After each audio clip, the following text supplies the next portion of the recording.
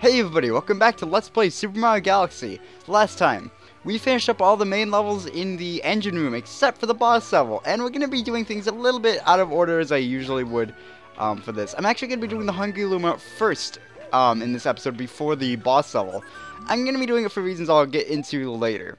Anyway, yeah, this one is going to want 1,000, okay. You should have 1,000 by this point. If not, again, Sling Pod Galaxy, great place to grind it. That's Hungry Luma in the fountain where the bathrooms are in the region. And I don't actually remember directly the level this one turns into. That's good. That's fantastic. What is it? Oh, Sand Spiral. Oh. Okay, yeah. Let's do this. The only level here? Choosing a favorite snack.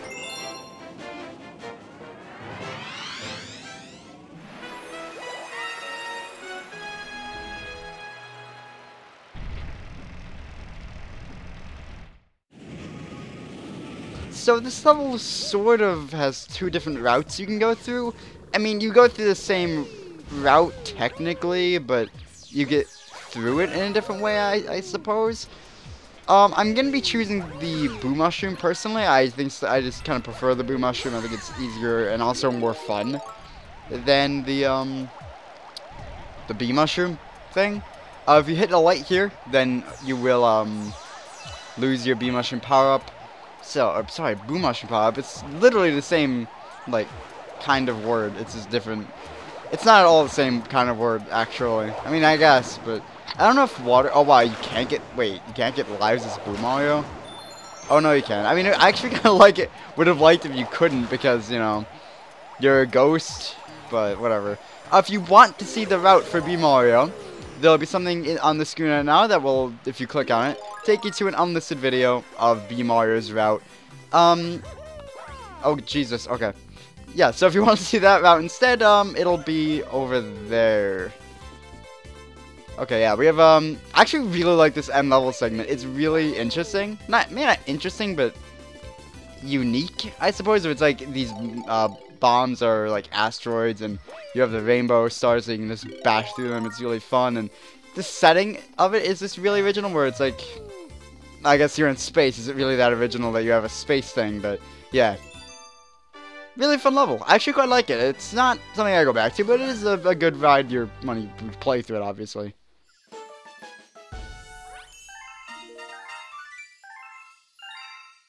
But now that we've done the Hungry Luma, let's head back into the engine room to take on Bowser Jr.'s lava reactor.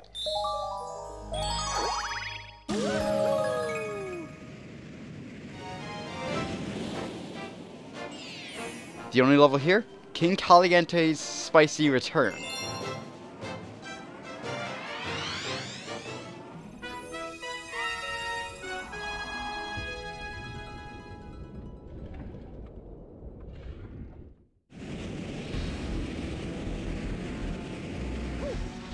Honestly, I'm not really a big fan of this boss level. You can kind of already guess that we're going to have a repeat boss in King Caliente. I mean, it's going to be a little bit different. And by a little bit different, I mean barely at all. But also, the starting planet is kind of not a carbon copy of Mega Leg's starting planet. But it is very similar where you have to direct a bullet bell. I mean, it's more hazardous because there's more enemies in general. It's easier to fall into a bottomless pit. But, I mean, it's just like, you really couldn't come up with one more boss, or at least like make a variation on Mega Leg, you know, a little bit more of an interesting boss than King Caliente, in my opinion. I mean, I guess I was gonna say it's better because King Caliente was fought really early on, but I mean, so to be fair, kind of so was Mega Leg as well, because it was the first main boss, and I feel like a main boss would work better than this. Hey, here's a boss who fought in what is it, Good Day Galaxy? I don't know, it's just like, it doesn't really work thematically, it doesn't really work that well gameplay-wise. It's not bad, it's just, I mean, it takes no time at all, so I guess it's not the worst thing ever, but I feel like they could have come up with something a little bit better. He kind of looks better now, in my opinion. That's a cooler design for him, but at the same time, not really that much more missing boss fight. He shoots three of, he actually might have done this before. I can't remember. King Caliente is not the most interesting or memorable boss in my opinion. He shoots 3 of the flaming rocks instead of just 1. He also has these things bouncing around right from the beginning instead of like partway through the fight he spawns them. And the platforms that you're on will sink a little bit as you stand on them, aside from just being solid ground you stand on. So it is more hazardous, it is generally more difficult because of that, but also you got a life stream before this, and there's like 3 coins scattered on the area, so essentially you have like 9 life. Shouldn't be a big issue. I guess 8 technically, because like does 1 really count? Because if you get hit once, then you're dead. I don't know. That's a weird thing to go into, but yeah, that was King Caliente Spicy Return. Kind of an unoriginal boss fight, but not bad, I suppose.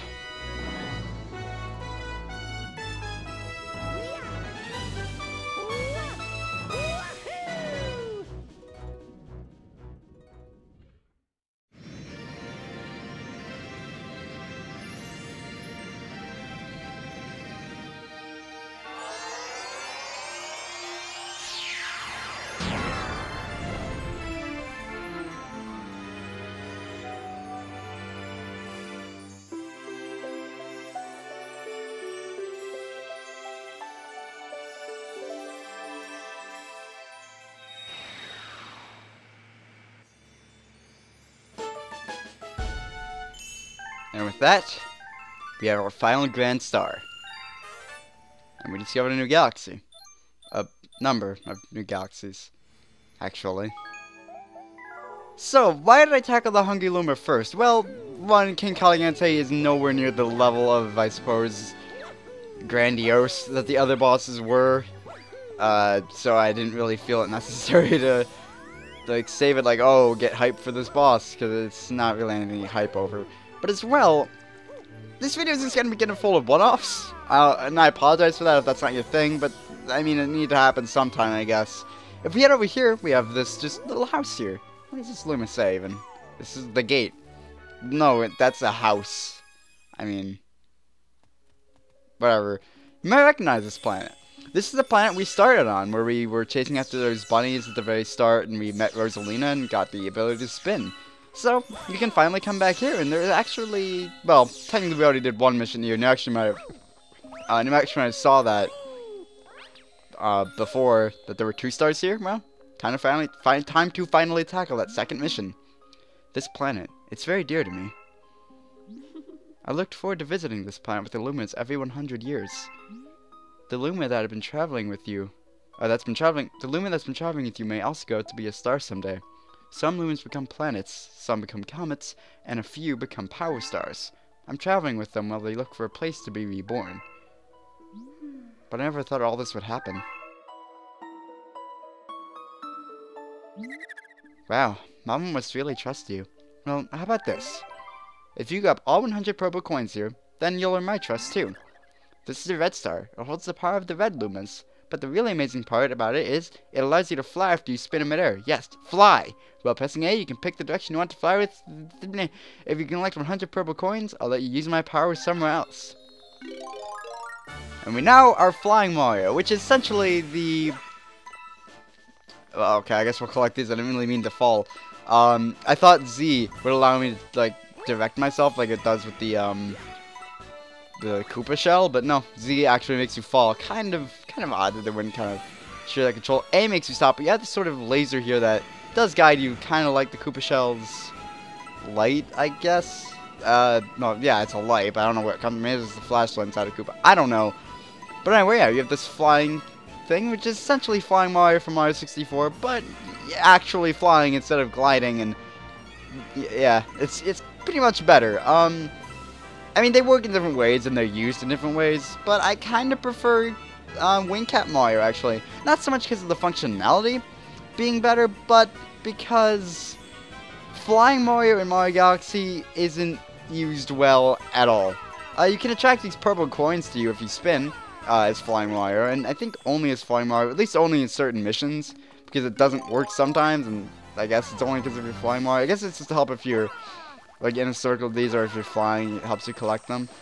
But yeah, this is only used in this mission, and then you can only use it in the observatory to fly around. And we're going to be doing a little bit of that later in this episode, which is, again, a reason why I want to cover the Hungry Luma first, because we're going to be doing, kind of showing some stuff off with the flying Mario.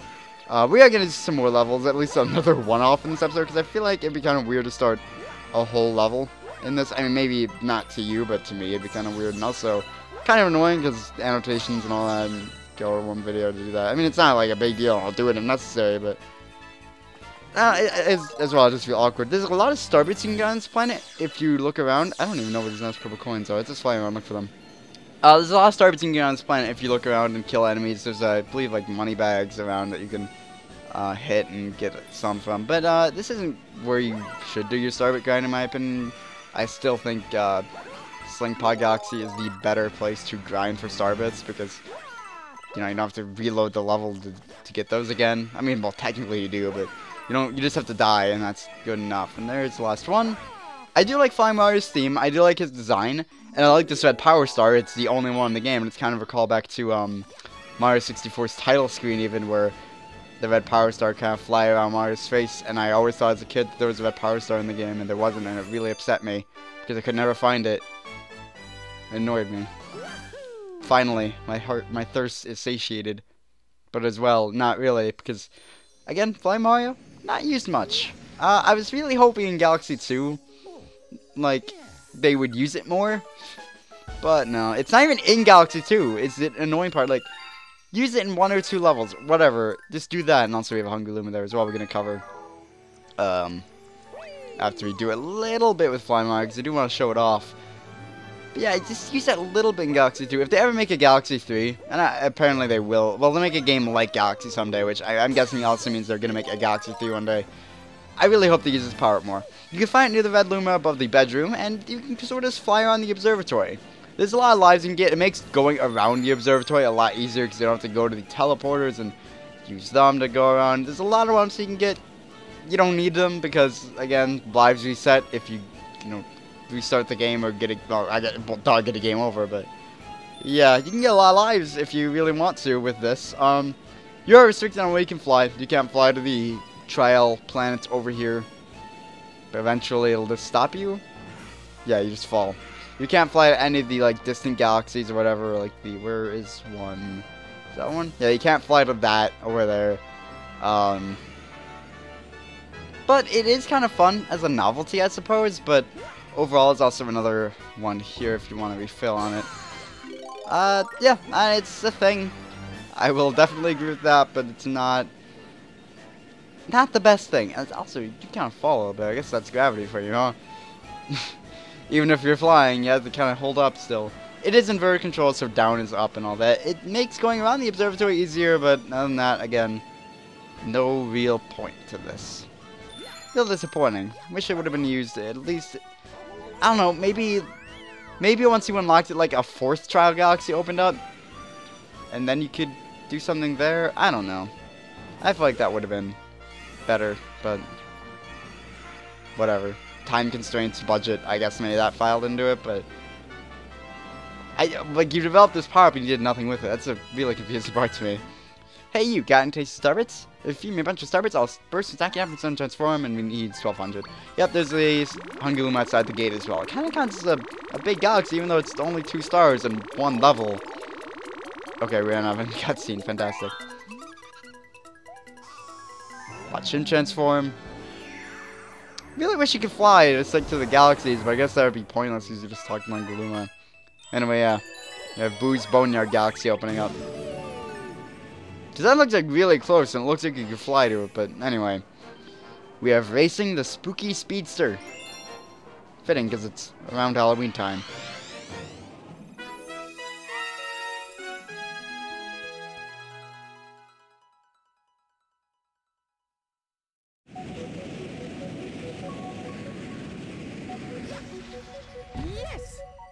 Don't know why they just didn't have you land in the pipe. I think Galaxy 2 does that a couple times. This game might have done it a couple times. It did. I don't think with the level entrance, but I think it did for, like, the entrance to Treasure of the Pyramid in Dusty Dune Galaxy. It did that, so don't know why I didn't just do it there. I'm gonna attack to get lost. Well, it doesn't even matter because you can only get there as a Boo.